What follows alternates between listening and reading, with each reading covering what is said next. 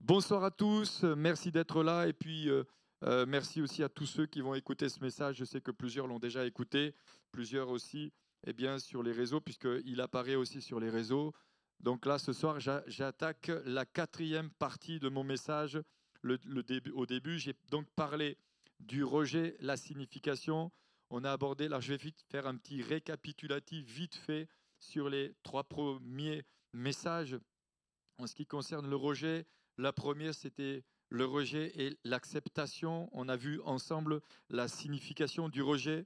Alors, je ne vais pas redire à chaque fois, hein, la signification, c'est le plus simple du rejet et le déni, mais il peut avoir des sens plus larges comme le désamour ou le mépris ou même l'abandon. On a parlé de Gédéon, on a parlé de Joseph, on a parlé de Jésus, on a parlé aussi de la femme de Job, hein, qui lui a dit « Meurs et renie ton Dieu ».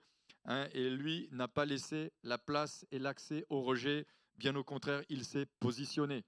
En deuxièmement, on a vu que le rejet, c'est aussi avoir un esprit blessé. C'est être délaissé et affligé, c'est avoir un esprit blessé. On a vu cela dans la Genèse au chapitre 40, versets 14 et verset 15, où c'est Joseph qui dira à celui à qui il avait donné des songes, surtout ne m'oubliez pas. Hein, et puis on sait, l'histoire nous raconte qu'il est resté 2 années supplémentaires dans cette prison où il a été un instrument de Dieu d'une manière bien particulière, où Dieu vraiment l'a utilisé. Mais pourtant, ça n'empêche pas moins qu'intérieurement, il avait bien, des soucis particuliers que Dieu avait permis, évidemment, mais que Dieu a permis aussi qu'il puisse en sortir vainqueur. La troisième chose qu'on a vue aussi, on a vu le rejet et ses racines. Hein, le rejet peut aussi commencer même avant la naissance d'un enfant. On a vu qu'avant même la naissance d'un enfant, eh bien, le bébé dans le fœtus peut vivre le rejet si la maman ne le veut pas, si la maman ne l'accepte pas, si la maman fait tout pour avorter. Il peut y avoir un esprit de rejet qui peut rentrer en lui ou en elle et en lui. Cela peut aussi se produire lors d'une mauvaise alliance avec une mauvaise personne. Le rejet peut débuter lorsqu'un enfant est mis en adoption aussi. Lorsqu'un enfant est adopté, il peut aussi vivre un rejet. J'ai dit, le rejet peut débuter lorsqu'un enfant est mis en adoption lors de la naissance ou lorsque ses parents divorcent quand il est encore jeune. Oui, le divorce peut aussi amener un esprit de rejet ou vivre du rejet. La troisième chose qu'on a vue ensemble, c'est le rejet et ses réactions. Vous vous souvenez, pour ceux qui étaient là, le rejet est un problème qui engendre beaucoup d'autres problèmes. On a vu ça engendre la solitude, qui conduit à la misère et à la détresse, et qui engendre la pitié de soi. Hein, comme on dirait chez nous, ils sont les pécheurs. La pitié de soi. On s'apitoie sur son sort, on est centré sur soi-même. Donc on a vu que ça peut engendrer ensuite de la dépression. Et puis ça peut aussi engendrer de la dureté et de l'endurcissement. Et cet endurcissement mène à l'indifférence. Je suis sûr que vous avez tout retenu. Et l'indifférence est suivie de la rébellion. Et la rébellion, nous dit les Écritures, est pire que la divination. Donc la rébellion peut mener à quelque chose avec laquelle elle ne semble pas avoir de lien logique, et pourtant les deux sont intimement liés. Alors, on va voir encore ensemble une quatrième partie, mais peut-être juste avant, je dirais encore que le rejet, on a vu ensemble d'abord que reconnaître une personne souffrant d'une blessure du rejet, comment reconnaître une personne qui souffre du rejet? Alors ne regardez pas votre voisin ni votre voisine, mais effectivement, il y a des éléments qui nous amènent à reconnaître que quelqu'un est dans le rejet. Vous pourrez écouter les derniers messages. Hein. La fuite, on a vu ensemble la fuite, on appelle le masque du fuyant. La fuite, une mauvaise estime de soi ou la remise en cause systématique, quelqu'un qui se remet systématiquement en cause. Je ne dis pas qu'il faut jamais se remettre en question ou se remettre en cause, mais c'est une façon d'être continuelle, une remise en question qui est systématique, continuelle. On a vu une anxiété généralisée. Alors je sais aussi que derrière ces éléments, il peut y avoir aussi beaucoup d'autres facteurs qui amènent cela. Pas uniquement le rejet ou un esprit de rejet ou avoir été touché dans nos émotions, être émotionnel, particulièrement sensible dans le rejet. il y a une difficulté à regarder les personnes dans les yeux.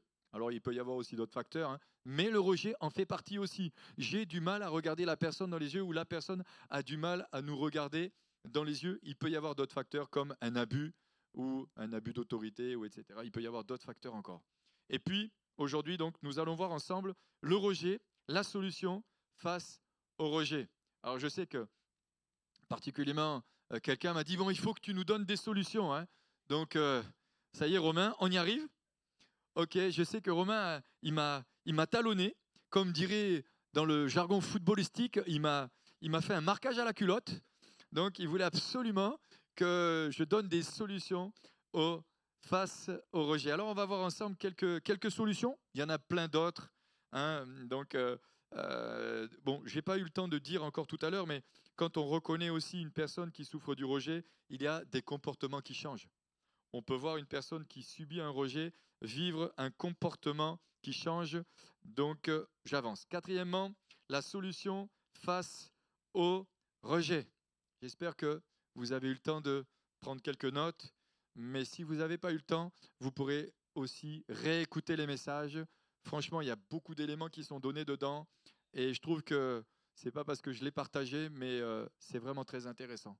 En méditant sur ces points, en cherchant, en réfléchissant, en ayant cherché encore des textes dans la parole de Dieu, il y a beaucoup de textes que je n'ai pas eu le temps d'utiliser, mais voilà, vous pouvez recreuser Gédéon, Joseph, la femme de Job, etc. Il y a beaucoup d'éléments, même la vie de Jésus, la manière dont Jésus s'est positionné. J'ai donné à plusieurs reprises aussi des clés pour se positionner, pour ne pas laisser l'ouverture au rejet. Donc là, aujourd'hui, nous allons voir quelques solutions face au rejet.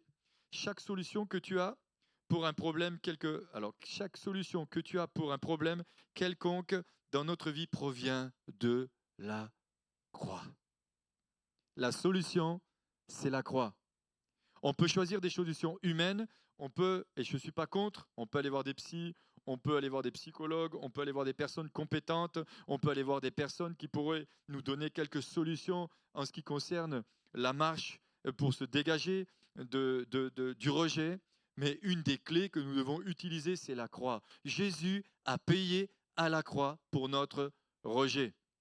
Alors peut-être pour certains, je ne vais pas vous apprendre quelque chose de particulier, ou peut-être pour certains, vous avez déjà toute l'équipe qui convient, mais parfois on oublie d'aller à la croix. C'est-à-dire, je viens à la croix. Seigneur, je viens à toi. Je dépose mon fardeau à tes pieds. Je viens me prosterner devant toi. Je viens à la croix maintenant pour t'apporter ce rejet. J'ai dit aussi que le rejet peut être émotionnel, mais il peut y avoir aussi des esprits de rejet qui rentrent dans la vie des personnes. Je ne sais pas si je l'ai dit tout à l'heure, mais je le redis. Donc, il peut y avoir des esprits de rejet, des portes qui s'ouvrent, et la seule clé face à un esprit de rejet, c'est Jésus-Christ, qui nous a donné toute autorité. La Bible dit, je vous ai donné toute autorité pour marcher sur toute la puissance de l'ennemi, et rien ne pourra vous nuire. La Bible dit aussi, ce que tu lieras sur la terre sera lié dans le ciel, ce que tu délieras sur la terre sera délié dans le ciel. On verra d'autres clés aussi pour sortir de l'impasse du rejet. Le principe fondamental de la croix est un échange que Dieu lui-même a désigné. Il y a un échange. Si j'ai vécu le rejet, Jésus a pris ma place à la croix pour que je puisse être délivré du rejet. Amen. Waouh, moi ça m'enthousiasme. Parce que combien de personnes vivent dans le rejet? Combien de personnes subissent le rejet? On l'a dit, hein, on a parlé aussi, le divorce ouvre la porte au rejet. Si on ne veille pas, le divorce amène des esprits de rejet, des puissances de rejet, dans la vie de celui qui le subit, mais aussi dans la vie des enfants, dans l'entourage. Sur la croix, Jésus a pris tout mal, tout péché et la condamnation de la race humaine, subissant à notre place le châtiment et la peine que nous pécheurs avions mérité pour satisfaire la justice divine. À la croix, Jésus a tout accompli. Et la Bible nous dit aussi, voici les signes qui accompagneront ceux qui auront cru. En mon nom, ils chasseront les démons. Ils parleront de nouvelles langues. Ils saisiront des serpents. S'ils boivent quelques breuvages mortels, cela leur feront point de mal. Ils imposeront les mains aux malades et les malades seront guéris. Nous avons le droit d'être guéris. Et tu as le droit d'être guéri du rejet. Amen. Ce n'est pas une fatalité. Des fois, nous avons eu l'occasion de discuter avec quelqu'un qui nous disait souvent, oui, il est comme ça, il sera toujours comme ça. Non, je suis désolé. Ce n'est pas parce que tu as vécu dans le rejet que toute ta vie, tu dois vivre dans le rejet. Il y a des solutions au rejet, comme il y a des solutions à la dépression. Il y a des solutions. Et la solution, elle s'appelle Jésus. La solution s'appelle Jésus. J'ai le droit de me confier à quelqu'un. J'ai le droit de voir un serviteur de Dieu, de lui dire, voilà, depuis tout gosse, je vis dans le rejet. Mes parents m'ont rejeté, mes amis m'ont rejeté. Ma vie est faite de rejet. J'ai le droit de le penser, j'ai le droit de le dire, mais j'ai le droit de dire, je ne l'accepte pas. Ce n'est pas parce que je l'ai toujours vécu que je dois continuer à vivre dans ça. J'ai le droit de dire, stop, maintenant c'est fini. C'est terminé. On a vu la dernière fois certaines personnes qui sont connues vivre comme si sur leur vie, il y a comme des choses qui sont là, qui les marquent, qui sont marquées au fer rouge. On a le droit à un moment donné de dire stop, je n'en veux plus. Je prends conscience de cette réalité sur ma vie, je la mène à la croix, je la dépose à Jésus et je m'en dégage. Pardonnez-moi si je parle un peu fort, hein. C'est surtout pour que les voisins nous entendent. Non, mais c'est des choses importantes. Parce que parfois, on est un peu comme ce boxeur qui prend des coups et qui n'en donne pas. Nous avons des clés. Nous avons le droit d'ouvrir notre bouche et de dire « Stop, je n'en veux plus. Je ne l'accepte plus. Je ne permets plus à ça d'agir dans ma vie. Et je ne permets plus que ça agisse dans mon comportement. J'ai le droit d'être libre et je suis libre en Jésus-Christ. » Il y a un texte dans la parole de Dieu, dans Ésaïe au chapitre 53, c'est un texte que j'aime beaucoup, hein, que nous pouvons prendre ensemble. Ésaïe 53, nous allons lire ce texte assez rapidement. Qui a cru à ce qui nous était annoncé? À qui le bras de l'Éternel s'est-il révélé? Il s'est élevé devant lui comme un rejeton, comme une racine qui sort d'une terre assoiffée. Il n'avait ni apparence ni éclat, ou il n'avait ni beauté ni éclat pour que nous le regardions. Et son aspect n'avait rien pour nous attirer. Méprisé et abandonné des hommes. Méprisé et abandonné. N'est-ce pas une manifestation du rejet? L'abandon? Méprisé et abandonné. Le mépris aussi. Une personne méprisée permettra que les autres les méprisent. Une personne qui vit le rejet, elle a un tel regard sur elle-même qu'elle va laisser l'accès aux autres au mépris. Je ne rentre pas sur ce que j'ai dit la dernière fois, j'en ai parlé. Hein, une des conséquences aussi, c'est la manière de se voir. Je perds l'assurance, je perds le véritable regard que je dois avoir sur moi-même. Je permets aux autres d'avoir un regard négatif, alors que Dieu me permet d'avoir un regard positif, si je peux le dire comme ça.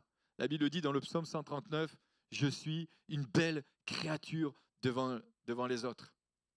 Je me souviens quelqu'un un jour qui disait à une personne, « Tu n'as pas de beaux yeux, mais tu as un beau regard. » C'est marrant ce que disent parfois les gens. Hein. Tu n'as pas de beaux yeux, mais tu as un beau regard.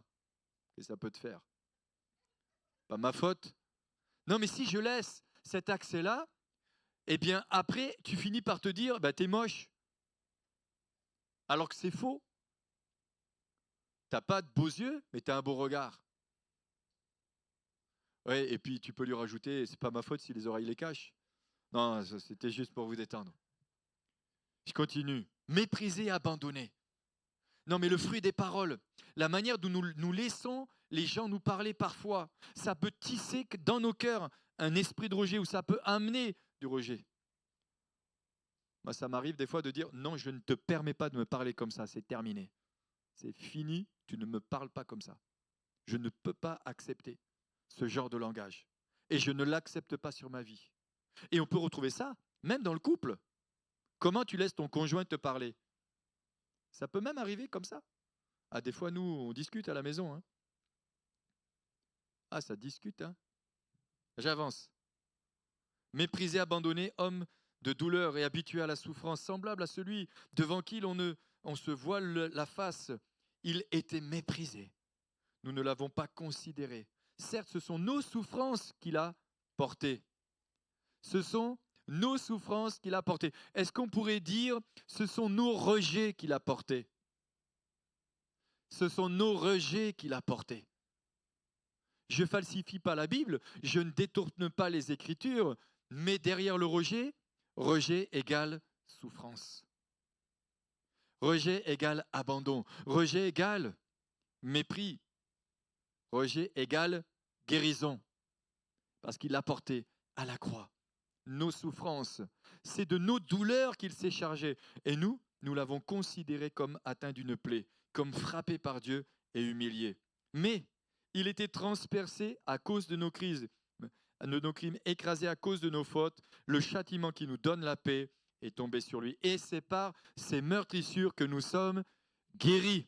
Et ce sont des choses que nous devons apprendre à déclarer. Et le peuple de Dieu doit apprendre à déclarer qu'il a le droit à être guéri du rejet. Et si le monde nous rejette, nous savons que nous sommes acceptés de Dieu.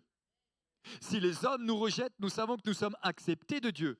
C'est pour ça que le premier message, c'était le rejet et l'acceptation. Et nous devons prendre conscience en tant qu'enfants de Dieu que peu importe ceux qui nous rejettent, nous sommes acceptés de Dieu. Nous sommes enfants de Dieu. Nous avons été réconciliés avec Dieu le Père. La Bible dira même, si ton père et ta mère t'abandonnent, moi, je ne t'abandonnerai jamais. Jamais. Mais c'est l'œuvre du diable de faire croire que parce que tu as vécu telle et telle chose, ou parce que tu as fait telle et telle chose, le Dieu Tout-Puissant t'a abandonné. Dieu est un Dieu de grâce et de miséricorde. J'avance parce que je suis tout au début. Quand Jésus souffrit sur la croix, il ne portait pas seulement nos péchés ou nos faiblesses et nos maladies, il a subi également notre rejet. Et ça doit être des paroles de guérison que tu dois recevoir. Il a porté le rejet. Et si, peut-être sur un papier, tu peux noter tous les noms de tous ceux et celles qui t'ont rejeté. Est-ce que vous l'avez déjà fait? Moi, ça m'est déjà arrivé. Vous voyez, je vois des grands oui. Mais ça m'est déjà arrivé de recevoir des mails et on m'a écrit, on m'a fait un listing de toutes les personnes avec qui j'avais eu un problème. Waouh, sur le coup, ça m'a fait bizarre. Hein. Waouh, et ça fait une liste. Hein. Et il y avait une liste. Hein. Et il y a des noms, je les ai reconnus. Et puis à un moment donné, le Saint-Esprit m'a parlé. Il m'a dit, oui, c'est vrai, il y a eu une situation avec toutes ces personnes. Mais ce n'était pas parce que j'étais méchant. Hein, Mario a dit dimanche qu'au moment où tu es devenu chrétien, tu as eu des problèmes que tu n'avais pas avant. Mais c'est vrai. Moi, quand j'ai rencontré le Seigneur, j'ai commencé à avoir des problèmes que je n'avais pas avant. Avant, j'avais l'impression que tout le monde m'aimait. Mais il y a un jour, le Seigneur m'a dit, sache une chose, c'est que tout le monde ne t'aimera pas. Mais toi, tu dois aimer tout le monde. C'est toute la différence. Et quand tu fais le listing de toutes les difficultés que tu as pu rencontrer ou tous les rejets avec toutes les personnes, ça peut t'écraser. Parce que qui n'a jamais vécu le rejet de certaines personnes? Ça peut être même une défaillance affective. Je ne sais pas si je peux dire défaillance, mais une rupture à un moment donné dans la marche, dans la vie. Et le Saint-Esprit m'a dit, oui, c'est vrai, tu as eu ça avec tout ça. Oui, j'ai dit, mais tu ne peux pas quantifier le bien que tu as fait. Et quand je suis allé au Congo récemment et qu'on m'a dit, tu sais, il y a 10 ans, quand tu as prié pour cet enfant qui ne pouvait pas marcher et qui maintenant marche, qui joue au foot et qui court, là tu dis, alléluia. Parce que c'est vrai, tu peux quantifier des choses que tu vois, mais tu ne peux pas quantifier les choses que tu ne vois pas. Mais Dieu comptabilise. Et quand on va arriver dans le ciel, tout sera comptabilisé. C'est pour ça que, eh bien, nous pouvons dire avec assurance que Jésus a porté le rejet pour chacun de nous. Et nous ne devons pas nous laisser enfermer dans ce rejet. Beaucoup de gens qui souffrent du rejet pensent que personne ne sait et ne comprend ce qu'ils ressentent. C'est une hérésie, c'est faux. On sait ce que tu ressens. On comprend ce que tu vis. Mais qui peut dire qu'il n'est jamais passé par là? Celui qui dit ça, c'est un martien. C'est pas possible. Récemment, je disais à un jeune homme, tu sais ce que tu es en train de vivre. On l'a tous vécu. On a tous vécu ce que tu vis. Il y a des situations dans la marche, nous l'avons tous vécu. C'est comme ça. C'est la vie. Peut-être toi, tu es passé par un divorce, mais peut-être quelqu'un d'autre n'a jamais divorcé, mais il est passé par une rupture à un moment donné dans sa vie. C'est la vie. C'est la vie. C'est comme ça. Maintenant, c'est la manière dont je vais réagir qui va faire toute la différence. Récemment, je discutais avec un jeune homme et je lui disais, mais les conflits dans le couple, c'est pas forcément mauvais. C'est pas forcément mauvais. Et je le pense. C'est la manière dont nous allons les gérer. C'est ça qui va faire toute la différence. Bon, maintenant, si tu as un conflit, vous prenez les gants de boxe, là, oui, il y a un problème. J'étais en train d'imaginer. J'étais en train d'imaginer un couple. Super calme à l'église, super tranquille. Et le week-end, prendre les gants. Allez, viens, chérie, on va sur le ring, on va s'en mettre des bonnes. Et bam, et bim. Non, non, c'est pas ça. Mais c'est pas mauvais. C'est la manière dont je vais vivre. Et c'est pareil avec le rejet. Jésus sur la croix, il est le Fils de Dieu. Moi, à sa place, j'aurais eu envie de descendre aussi. Et si tu es vraiment le Fils de Dieu, descends de ta croix. Mais vous allez voir ce que vous allez voir. Seigneur, fais tomber le feu du ciel. Il aurait pu le faire. Mais il n'a pas fait. Il leur dira, Père, pardonne-leur. Mais il n'a pas ouvert la porte au rejet. Il n'a rien. Il n'a pas permis. Joseph non plus. Gédéon non plus. Job surtout pas. Sa femme qui lui dira, renie ton Dieu et meurs. Waouh, quelle femme. Renie ton Dieu et meurs. Il n'ouvrira pas la porte. J'avance parce que je vois qu'il y a des érudits au milieu de nous. Et je vois la sœur qui dit à son mari, c'est écrit dans la Bible. Le remède le plus efficace pour le problème du rejet consiste à croire que Jésus porte notre rejet afin que nous soyons acceptés par le Père. Comprenez là? C'est ça qui est important. C'est de prendre conscience et de réaliser que Jésus, à la croix, a pris mon rejet et que moi, je suis accepté du Père. Mais l'esprit de rejet te fait croire que non seulement les hommes te rejettent, mais que Dieu te rejette aussi. C'est ça l'action de l'esprit de rejet. Alors que la Bible nous dit que l'Esprit de Dieu, au-dedans de nous, crie « Abba Père », c'est-à-dire « Je suis accepté de Dieu ». En conséquence, il est important que nous comprenions ce de fait. Premièrement, le Seigneur Jésus subit et porta notre rejet. Premièrement, il a subi et il porta notre rejet avec toute son agonie, son angoisse et sa souffrance à la croix. Deuxièmement, il y a un échange qui a eu lieu. Il y a un échange. S'il avait fallu que je meure sur la croix pour être libéré du rejet, ce n'est pas ce que Dieu a fait. C'est Jésus qui est mort à ma place. Il a pris mon rejet et il m'a délivré. Aujourd'hui, nous sommes entièrement acceptés et accueillis par Dieu. Son sang nous a purifiés de tout péché et le Père nous regarde au travers du sacrifice de Jésus-Christ. Et il ne nous voit plus, nous, mais il nous voit en Jésus-Christ. C'est pour ça que j'ai lu tout à l'heure Ésaïe chapitre 53, verset 3, « Méprisé et abandonné des hommes, homme de douleur et habitué à la souffrance, semblable à celui dont on détourne le visage. Nous l'avons dédaigné, nous n'avons fait de lui aucun cas. Il était méprisé et délaissé. » La version anglaise dira « rejeté ».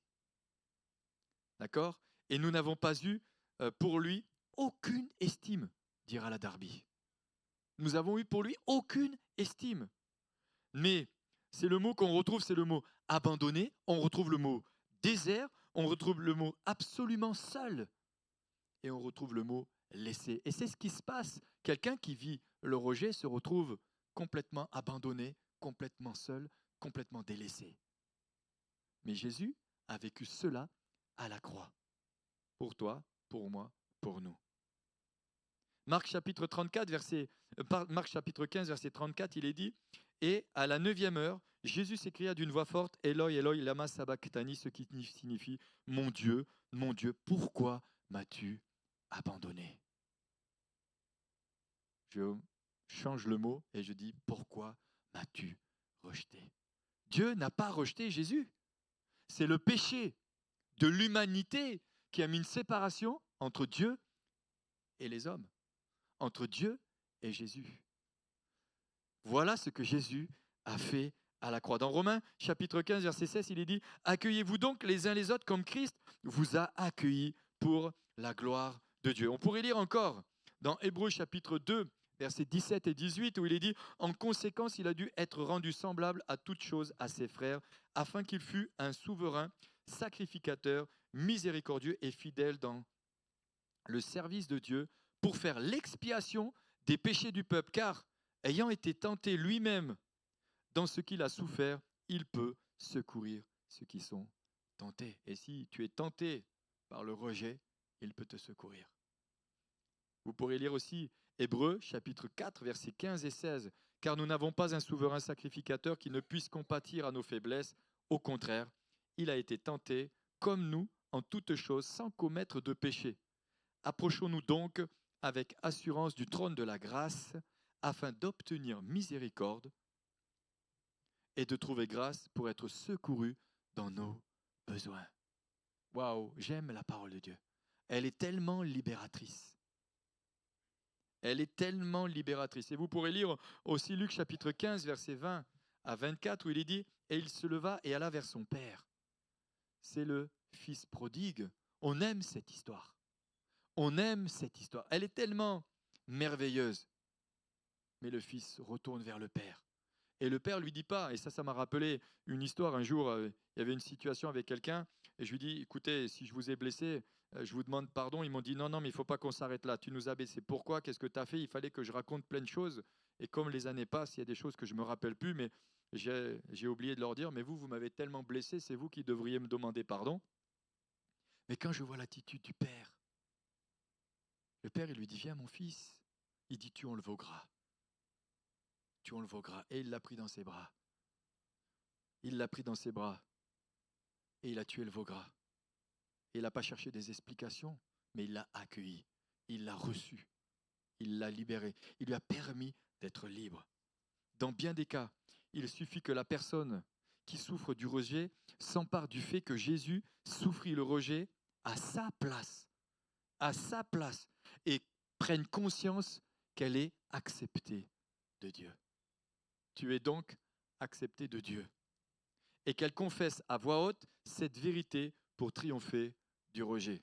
Quand je note des clés, vous pouvez les noter aussi. Hein. Ça, c'est une clé. Tu confesses à voix haute. Jésus a pris ma place. Jésus est mort à la croix pour mon rejet. Et je confesse que Jésus a payé le prix pour que je sois libre. Et je confesse ma liberté. Et je déclare que j'ai triomphé du rejet. Ça va? J'avance. L'attitude de Dieu envers ceux qui viennent à lui avec leurs problèmes et leurs blessures est celle du Père, du Fils prodigue. Il vient, il te reçoit, tu lui apportes, il le prend, il te libère, il te guérit, il te délivre. C'est un bon programme quand même.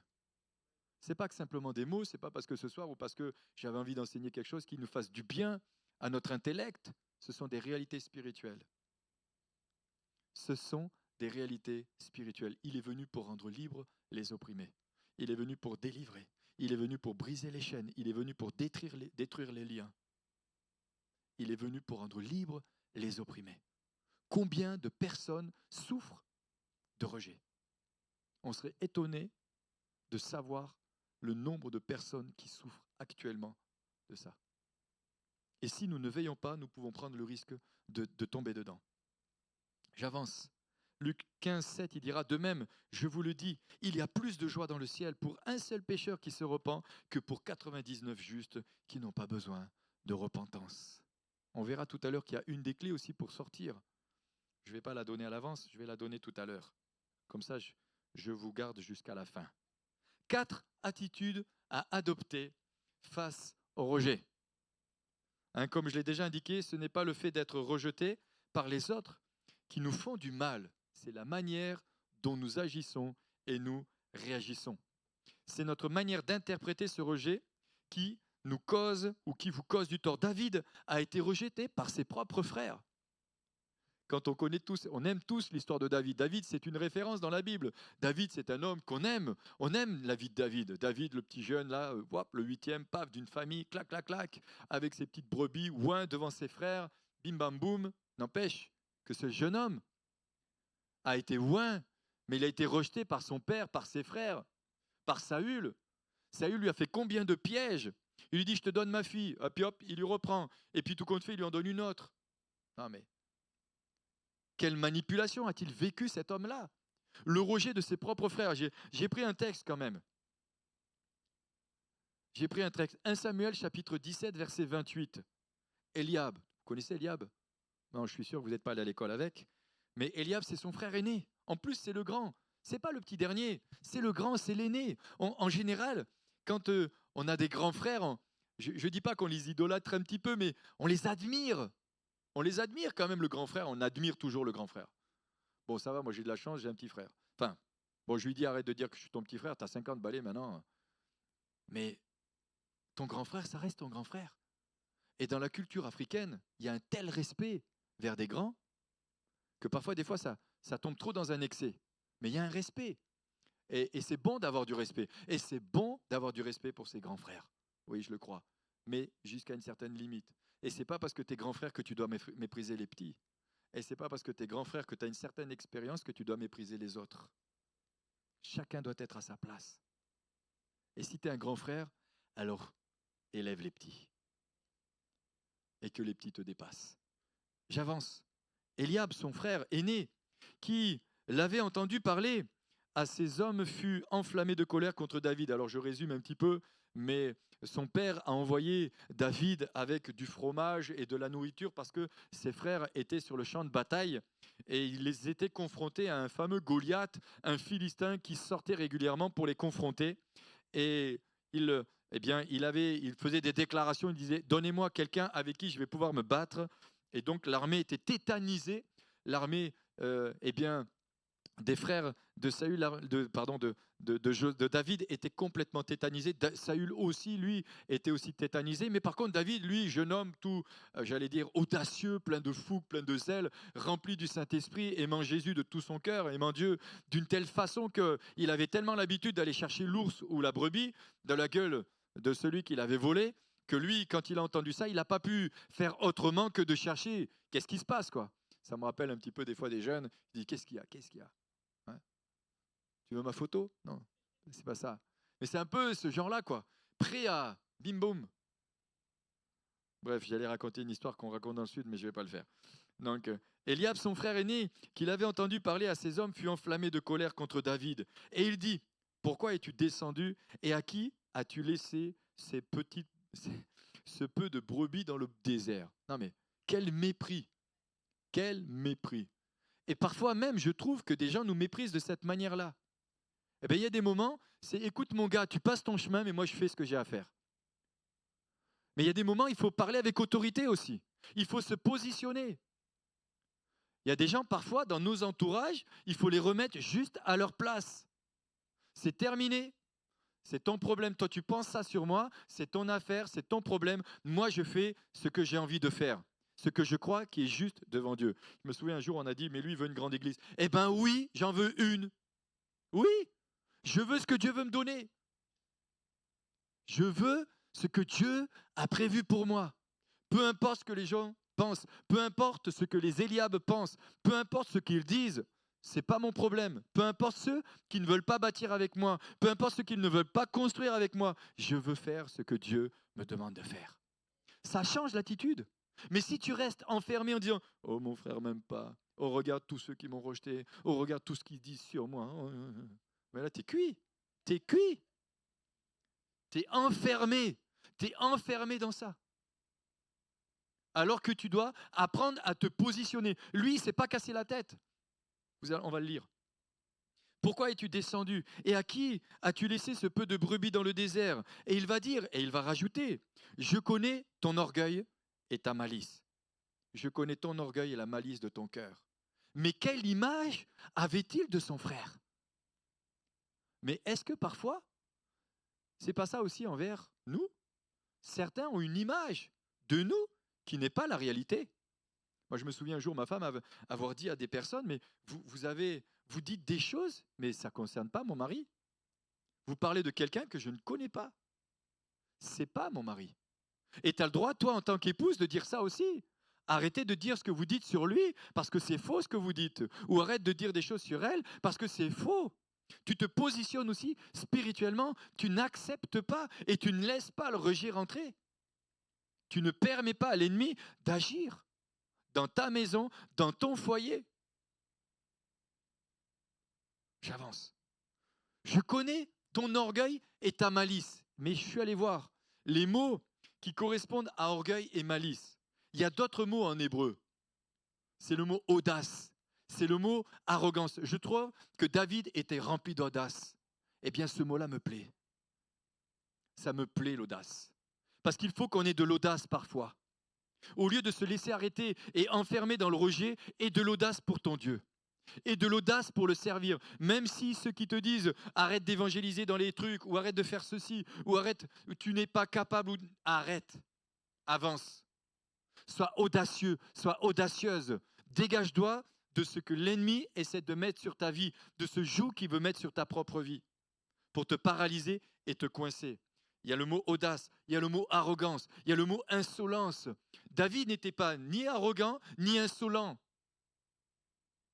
Il était juste, convaincu dans son cœur de faire quelque chose qui était juste. Mais l'esprit de rejet n'a pas pu l'arrêter.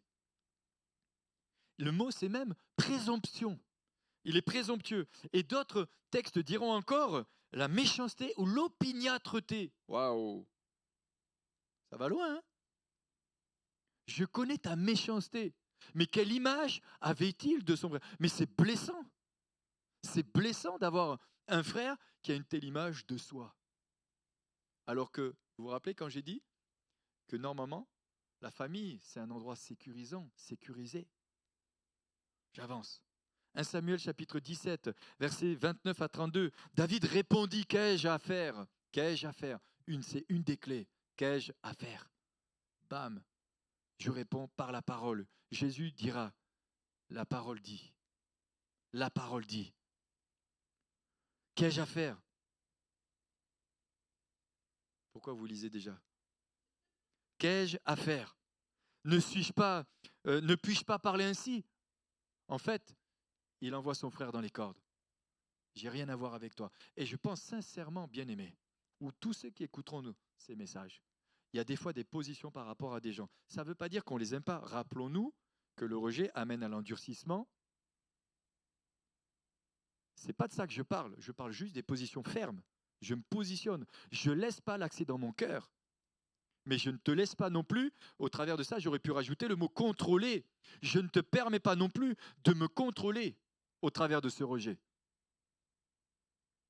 Ça va? Qu'ai-je à faire? Et il se détourna de lui. Et je pense qu'il y a des moments, il faut se détourner de la personne qui t'amène dans ça. Oui, se détourner. J'ai rien à voir avec toi. Je ne veux pas de contact avec toi. Je ne veux pas de relation. Je te pardonne. Je t'ai pardonné. Mais cette attitude-là, je ne peux pas l'accepter. Et je ne l'accepte pas sur ma propre vie. Je m'en détourne. Je fais ce que j'ai à faire. Ça va? Je sens dans mon cœur que c'est important de le dire aussi avec autorité.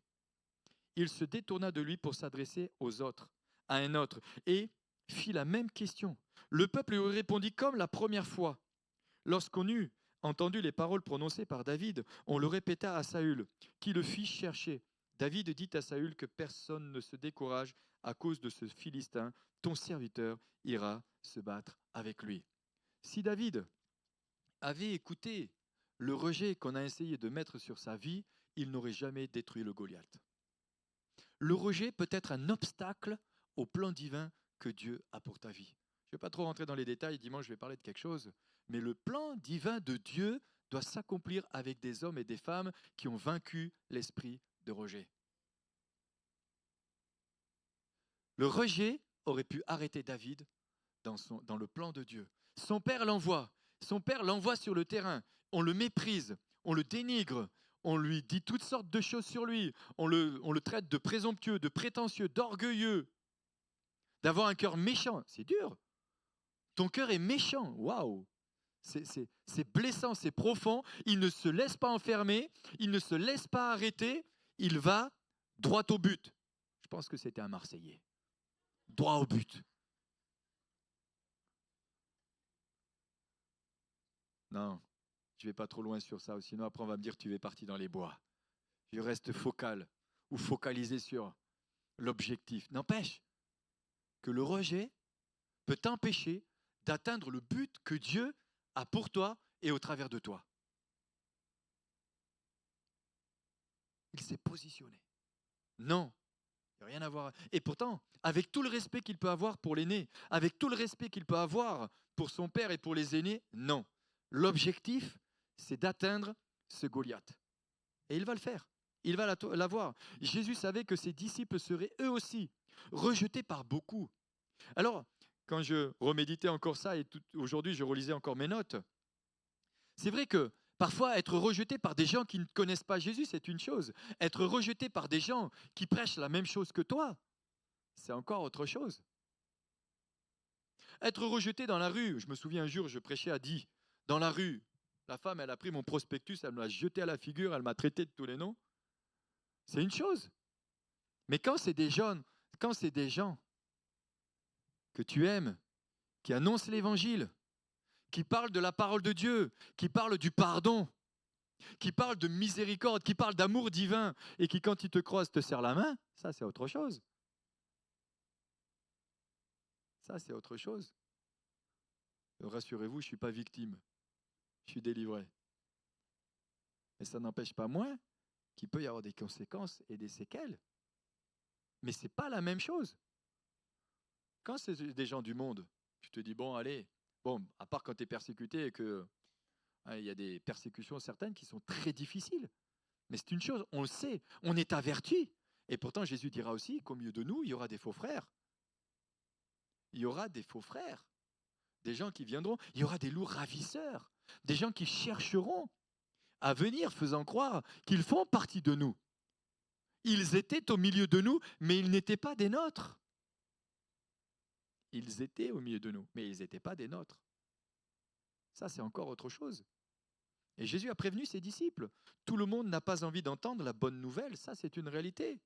C'est une réalité. Ça n'empêche pas moins qu'il y a des moments, et je vais vous donner quelques clés, que ça aussi, nous avons le droit, nous pouvons le vivre, et nous sommes amenés à le vivre.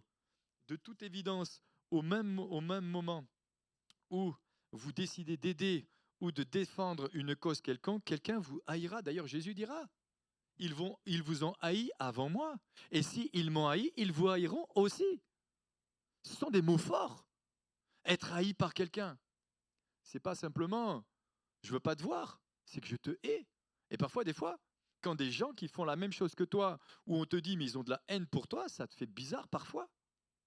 Et là, tu te dis waouh, mais je ne laisse pas la porte ouverte à ça. Mon cœur reste rempli d'amour et de compassion. C'est ce que je vous ai dit tout à l'heure, Manu. Sache que tout le monde ne t'aimera pas, mais toi, tu es appelé à aimer tout le monde. Mais cette parole ne concerne pas que moi, elle concerne chacun de nous et tous ceux qui vont l'écouter. C'est une réalité spirituelle. Tu dois aimer tout le monde. Merci pour les amen. Allez, j'avance. Jésus le savait, c'est pourquoi dans Matthieu 10, versets 11 à 14, il dira, il a donné à ses disciples le plus efficace des remèdes face au rejet. Je vais vous en donner quelques-uns. Il dira, Matthieu chapitre 10, versets 11 à 14, dira, dans quelque ville ou village que vous entriez, informez-vous s'il s'y trouve quelques hommes dignes de vous recevoir et demeurez chez lui jusqu'à ce que vous partiez. En entrant dans la maison, saluez, et puis vous pourrez lire la suite. Écoutez bien, chaque fois que vous ne serez pas accueillis dans la ville, premièrement, qu'est-ce que Jésus a dit? Secouez la poussière de vos sandales. Il n'a pas dit restez ici et lamentez-vous. C'est pas ce qu'il a dit. Il ne m'aime pas, il me rejette. C'est pas ce qu'il a dit. Il a dit secouez la poussière de vos pieds. C'est quand même interpellant quand même. Secouez la poussière de vos pieds. Il n'a pas dit arrêtez-vous là et commencez à méditer sur la raison pour laquelle il vous rejette. Non, il n'a pas dit ça. Je ne dis pas qu'il faut toujours partir. Ne dites pas non plus ce que je vous ai dit, ce que je n'ai pas dit non plus. Il faut du discernement. Mais n'empêche qu'il a dit secouer la poussière de vos pieds. Ça veut dire que je ne suis pas obligé de subir le rejet de ces gens-là. J'ai le droit de m'en détourner comme a fait David devant Eliab. Ça va pour les clés et les solutions? Écoutez bien. Il ne vous a pas dit de pleurer ou de vous apitoyer sur vous-même en vous disant que personne ne vous aime et que vous êtes bien, bien seul au monde. Mais il a dit, secouez la poussière de vos pieds, ce qui signifie, ne faites pas l'objet de votre méditation quotidienne, laissez tomber. Moi, j'aime ça. Laissez tomber. Ça me rappelle un petit peu ce que j'ai dit la dernière fois quand j'ai parlé de Absalom avec Tamar. Absalom va lui dire, hé, laisse tomber. C'est dur, c'est fort. Mais n'empêche, c'est lui qui a fait ce qu'il ne fallait pas. Mais c'est clair qu'à un moment donné, il y a des choses qu'il faut laisser tomber. Il faut avancer. Deuxièmement, j'avance parce que j'ai vraiment beaucoup de choses à vous dire. Hein, tournez-vous vers d'autres horizons. Il y a des moments, il faut se détourner et se tourner vers ceux qui ont envie d'entendre toutes les bonnes choses que nous avons en nous à leur partager. Moi, je le vois, même vu dans le ministère, il y a des moments dans ta tête, à cause de certaines situations, tu es en boucle dans ta tête pendant des mois. À cause de certaines situations. Il y a des moments, il faut dire, stop, j'arrête. Eux, ils ont envie d'entendre des bonnes choses que Dieu a mis dans mon cœur, que je peux les enseigner, que je peux leur partager, que je peux leur apporter. Eux, ils ont envie d'entendre ce que Dieu a mis en moi. Eux, ils n'ont pas envie. Que Dieu vous bénisse. Ça va? Allez, je vais un peu ruer dans les brancards. Il y a quelque part quelqu'un qui a besoin de ce que Dieu a déposé en vous. Il y a quelqu'un qui a besoin de ce que Dieu a déposé en vous. Et c'est pour ça que la source, elle ne peut pas être avec des mauvaises choses. Elle ne peut pas être avec de l'amertume, de l'animosité, de la rancœur. Ce n'est pas possible. Il n'y a pas de mélange. La source doit être bonne et purifiée. Garde ton cœur plus que toute autre chose, car de lui viennent les sources de la vie. Je pense que les fois d'après, j'aborderai l'amertume. Comment vaincre l'amertume? Il y a des gens qui ont des bonnes choses à entendre. Je reprends. Il y a quelque part quelqu'un qui a besoin de ce que Dieu a déposé en vous, quelqu'un qui saura reconnaître votre valeur. Votre valeur. Quelqu'un va reconnaître qui tu es véritablement. Oh, mais ça guérit du rejet. Hein? Quelqu'un qui reconnaît qui tu es. Qui tu es dans tes valeurs au plus profond de toi-même. Il y a quelque part une personne qui saura ne pas regarder à vos blessures, mais qui regardera votre potentiel illimité. Le potentiel illimité. Et qui peut dire qu'il a un potentiel limité? Personne. Même toi. Le problème, c'est que tu écoutes ce que tu as entendu. Et si tu écoutes ce que tu as entendu, tu t'arrêtes. Mais si tu avances, tu produis le miracle. Tu produis le miracle de la guérison et de la délivrance. J'avance, parce que je voudrais encore vous dire quelque chose. Les religieux ont rejeté Jésus, mais les gens de mauvaise vie l'ont célébré. Oui, les religieux l'ont rejeté. Mais est-ce que Jésus s'est lamenté? C'est lamenté parce que les religieux le rejetaient? Non, il a dit, venez à moi, vous tous qui êtes fatigués et chargés, je vous donnerai du repos. Il ne s'est pas lamenté, c'était les Juifs qui le rejetaient. Non, il s'est détourné d'eux. Il a annoncé l'évangile à ceux qui voulaient l'entendre. À ceux qui voulaient l'entendre et l'écouter. Il leur dira même race de vipères. Waouh! Ah, Jésus, il est trop fort. Moi, franchement, c'est pas ces mots. Hein. Race de vipères. Il s'est détourné d'eux. Bon, il a dit aussi aux disciples, jusqu'à quand serai-je avec vous? Hein? Vous avez du mal à comprendre, les gars. Hein. Mais est-ce qu'on n'est pas un peu pareil? On est pareil. On est exactement pareil. Et Jésus dira aussi, ce qu'on a fait au bois vert, à combien plus forte raison le fera-t-on au bois sec? Les religieux ont rejeté Jésus, mais les gens de mauvaise vie l'ont célébré pour l'espérance qu'il leur a apportée. Les frères et le père de David l'ont rejeté, mais le peuple d'Israël a fini par reconnaître sa valeur et l'a célébré comme roi. Ils ont juste vu la valeur que Dieu avait mis en lui. Il ne s'est pas laissé arrêter. Il ne s'est pas laissé faire. Et je crois que c'est important pour chacun de nous de ne pas se laisser faire par rapport à ce que l'ennemi essaye de faire. ou ce que l'ennemi essaye de t'enfermer. Troisièmement, comprenez que vous avez une grande valeur devant Dieu. Une personne qui vous rejette est une personne qui ne sait pas discerner, apprécier et reconnaître votre valeur. Oui, c'est vrai. Et c'est pareil pour l'Église. Des fois, moi, je me dis, mais ils ne se rendent pas compte que Jésus est au milieu de nous. Ils ne se rendent pas compte du potentiel qui est là. Des fois, moi, je tourne, hein. Je vais dans d'autres endroits. Des fois, je reviens et je me dis, mais waouh, mais merci Seigneur pour les frères et sœurs que Dieu nous a donnés. Merci pour le potentiel, pour les frères, pour les sœurs, pour l'amour qui est là, pour le zèle, pour l'enthousiasme, pour le désir des frères et sœurs de voir des âmes nouvelles se donner à Jésus. Ils sont en train de passer à côté de quelque chose. Ils ne reconnaissent pas, ils ne voient pas, ils n'ont pas le discernement de ce qui est en vous et de ce qui est en nous. D'ailleurs, le psaume 139, versets 14 à 18, il dira « Je suis une belle créature devant Dieu ». Vous avez forcément une grande valeur au-dedans de vous, même si elles n'ont pas encore été exprimées. Prétendre le contraire équivaudrait à dire que Dieu vous a mal façonné. Ça veut dire qu'on fait passer Dieu pour un menteur. Si Dieu a dit « je suis une belle créature », pourquoi les gens doivent dire que j'en suis pas une? Si je l'accepte, je fais Dieu menteur. Si je le rejette, je considère que c'est la vérité. J'avance. En ce qui vous concerne, vous avez simplement besoin de vous retrouver dans un environnement positif, d'encouragement. Alors pardonnez-moi si je dis environnement positif, hein, mais ce n'est pas parce qu'il y en a qui font des trucs bizarres que nous, on n'a pas le droit d'employer le mot positif. Hein. D'accord? Ben oui, il nous faut être dans un endroit positif. C'est bon les bonnes paroles, c'est bon les paroles d'encouragement, c'est bon de proclamer des réalités, de se positionner comme il faut, de prendre des positions, de dire des belles choses. Bien sûr qu'on a tous des défauts, que celui qui n'en a pas lève la main.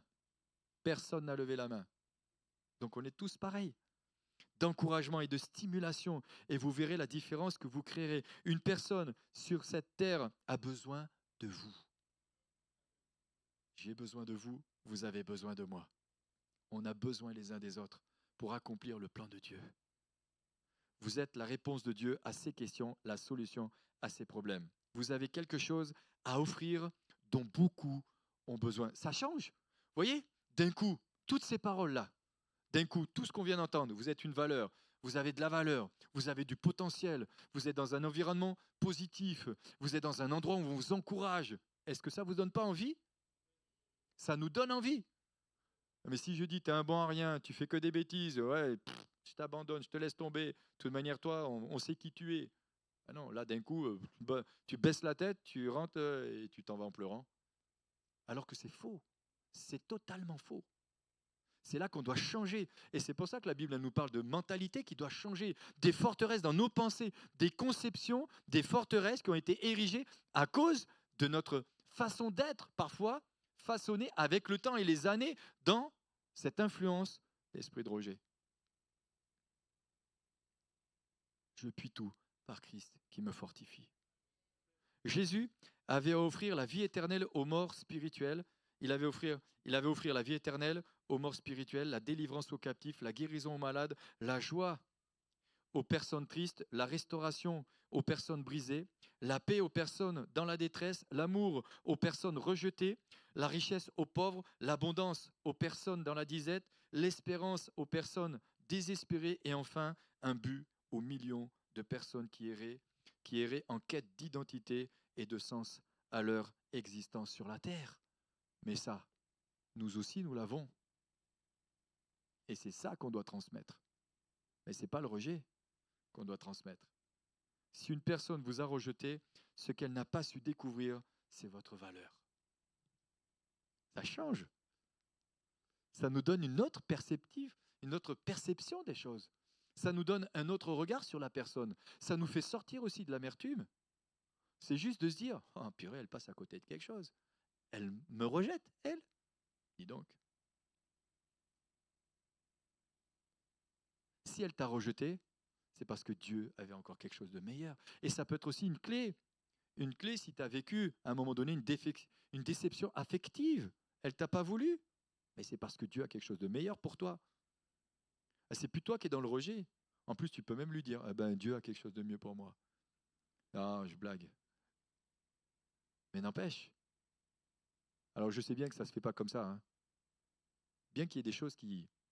Il y a des guérisons, c'est du instantané, hein, parce que Dieu est vraiment très très bon et très très fort. J'avance parce que je voudrais vraiment finir.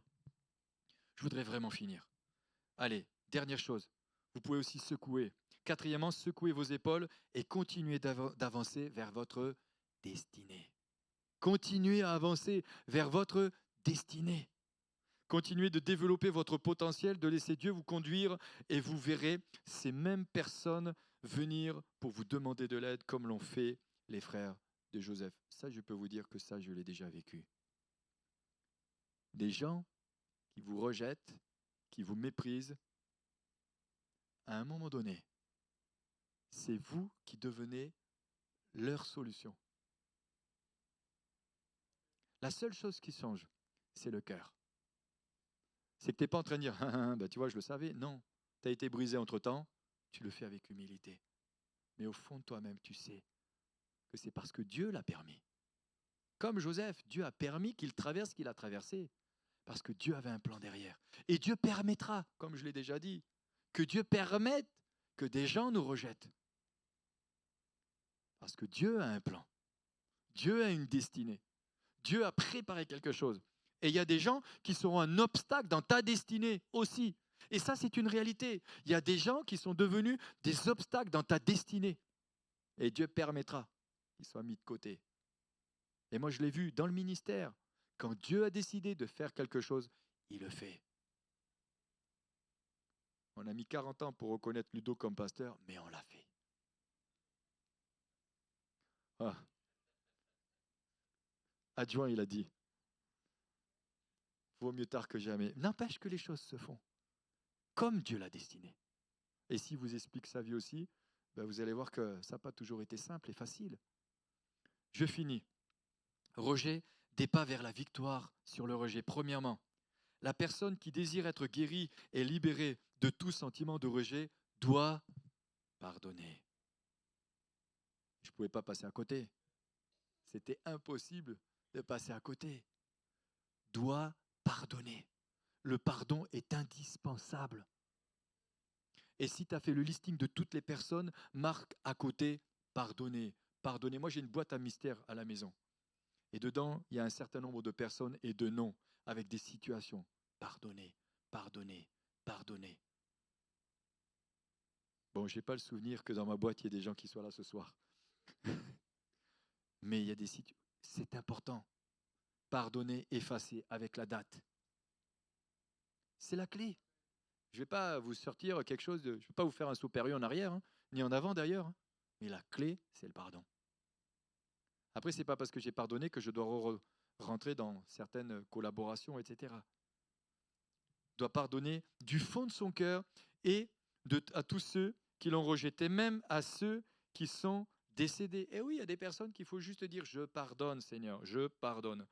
Rappelons-nous, et ça c'est une chose importante, rappelons-nous ici une vérité fondamentale, le pardon n'est pas en premier lieu une émotion.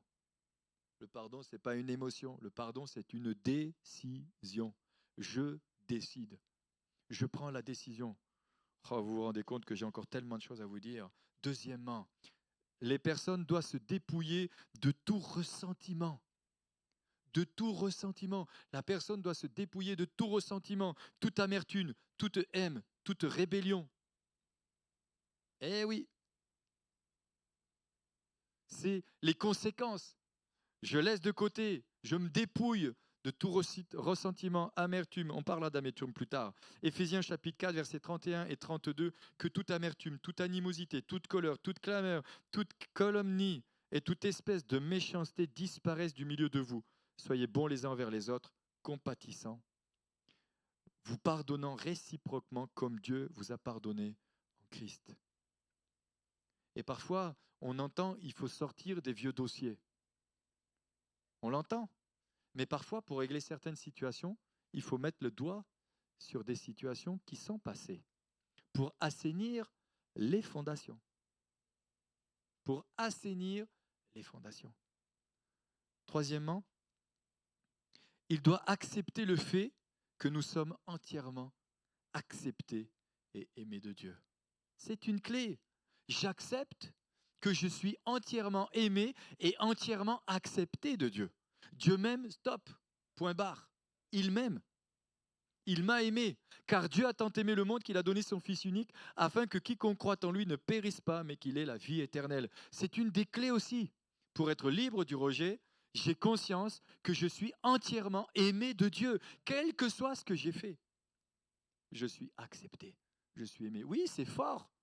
Alors bien sûr, je vois et Hitler et machin et bidule. Ne parlons pas des autres, parlons de chacun de vous et chacun de nous. C'est tout. Je suis accepté, je suis aimé. Quatrièmement, la personne qui souffre du rejet doit en faire une habitude d'appeler Dieu. Je m'adresse à Dieu. Je consulte Dieu. Père, que ce soit en priant ou tout simplement en parlant de lui, qu'elle s'exprime fréquemment de façon suivante. Je te remercie de ce que mon Père céleste, de ce que tu es mon Père céleste et que tu m'aimes vraiment tel que je suis. Ça me rappelle un petit chant qu'on chantait en 1914.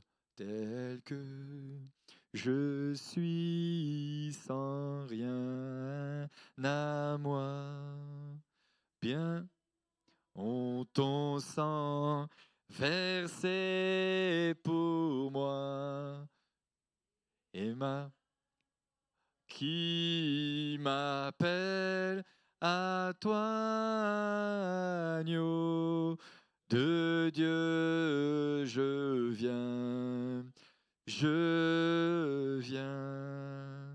Ah, il y a quand même des beaux chants. Hein. Tel que je suis. Ah oui, il y a beaucoup de vieux chants, mais il y a des chants qui parlent. Et il y a des chants qui proclament. Et aujourd'hui, parfois, il y a des chants qui ne parlent pas et qui ne proclament rien. Tel que je viens à toi. Mais dans ce chant, je proclame que ton sang m'a purifié. Mais je viens tel que je suis. Mais quand on le chantait, on avait une pleine conviction qu'il nous recevait. Quand ton fils ou ta fille vient et qu'il a fait une bêtise, tu fais ça? Non, tu le reçois. Le fils prodigue, quand il est venu au père, le père a tué le veau gras, il lui a pas dit, écoute, fiston, d'abord, on va régler les comptes. Non, c'est pas ce qu'il a fait. Il n'a pas dit, on va d'abord régler les comptes. Moi, je me rappelle une situation récente avec quelqu'un qui m'avait même raccroché au nez, qui m'a fait des problèmes pas possibles. Je l'ai croisé. Je l'ai attrapé, je l'ai serré dans mes bras. Je lui ai dit, tu sais, je t'aime. Elle m'a dit, moi aussi. On n'a rien parlé. Peut-être que le temps viendra tranquillement. Mais je lui ai dit, je t'aime. On t'aime. Il y a parfois des choses qui sont simples à faire. Le Père a reçu le Fils. Psaume 103,13 dira, comme un père a compassion de ses enfants, l'Éternel a compassion de ceux qui le craignent. Cinquièmement, la personne qui souffre du rejet doit s'accepter elle-même parce que Dieu aussi l'accepte. Et ça, parfois, c'est un véritable défi parce que nous acceptons et nous pardonnons à ceux qui nous ont rejetés. Mais est-ce que je m'accepte aussi ou est-ce que je me rejette à cause de ce que moi j'ai pu faire? C'est aussi une clé. Je dois m'accepter. Ça ne veut pas dire que je dois rester dans mes travers ou ça ne veut pas dire que je dois accepter de continuer à faire ce que j'ai toujours fait, s'il y a des choses qui ne sont pas à faire. Mais ça veut dire aussi qu'à un moment donné, je prends la décision de ne pas laisser le rejet m'atteindre, mais de dire je m'accepte aussi et je me pardonne. Ça va? Je finis. Romains chapitre 9, verset 20. Ô homme, toi, plutôt qui es-tu pour contester avec Dieu? Le vase d'argile dira-t-il à celui qui l'a formé, pourquoi m'as-tu fait ainsi? Pourquoi m'as-tu fait ainsi? Pourquoi m'as-tu fait ainsi? Et puis je conclus par la prière. Père, prière pour la guérison du rejet. Père, je viens à toi, au nom de Jésus, je renonce à tout ressentiment, toute amertume, toute haine et toute rébellion. Je me repens de tous mes péchés et je pardonne du fond de mon cœur à toute personne qui m'a rejeté ou qui m'a blessé et qui ne m'a pas témoigné son amour en affection. Je leur pardonne de tout Je leur pardonne tout comme tu m'as pardonné. Père, pardonne-leur car ils ne savent ce qu'ils font. Amen. Seigneur,